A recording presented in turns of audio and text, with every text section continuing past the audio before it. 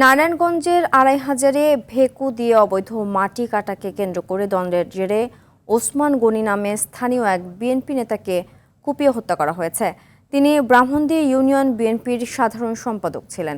বুধবার দিবাগত রাত ১টায় উপজেলার পাঁচগাঁও চরপাড়ার বিল সংলগ্ন কাউন্দার চক এলাকায় এ ঘটনা ঘটে। পুলিশ জানায়, এলাকায় ভেকু দিয়ে মাটি কাটাকে কেন্দ্র করে দীর্ঘদিনের বিরোধের জেরে প্রতিপক্ষের লোকজন ওসমান গনির ওপর হামলা চালায়। এ সময় ধারালো অস্ত্র দিয়ে কুপিয়ে তাকে গুরুতর আহত করা হয়।